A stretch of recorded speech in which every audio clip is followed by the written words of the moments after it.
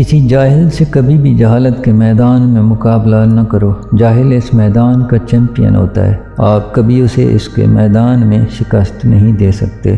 البتہ سوال یہ پیدا ہوتا ہے کہ جاہل ہوتا کون ہے؟ جاہل کی پہچان آسان نہیں ہوتی۔ ہر پڑھا لکھا عالم نہیں ہوتا۔ کسی گدھے پر کتابیں لاد دینے سے وہ پڑھ لکھ نہیں جاتا۔ ضروری نہیں کتابوں کی لائبریری کے لائبریرین نے کتابیں ساری پڑھ رکھی ہوں۔ قبر کا حال مردہ ہی جانتا ہے۔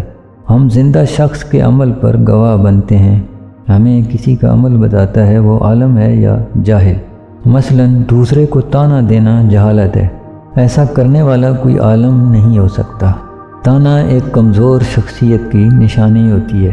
ایک جاہل سے زیادہ کمزور بھلا کون ہوگا؟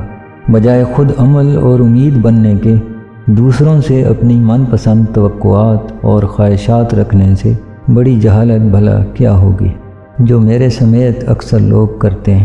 اور بدقسمتی سے ہمارے معاشرے میں بچوں کی تربیت ہی اسی جہالت کی لائن پر کی جاتی ہے۔ اسی جہالت پر جب دوسرے پورا نہیں اترتے تو انہیں طعنہ دیا جاتا ہے۔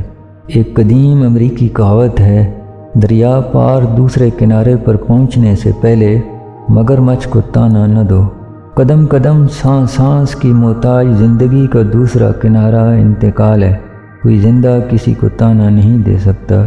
دے بھی دے تو آج نہیں تو کل وہی طعنہ پلٹ کر اسی کے سامنے مگرمچھ کی طرح منہ کھولے کھڑا ہوگا۔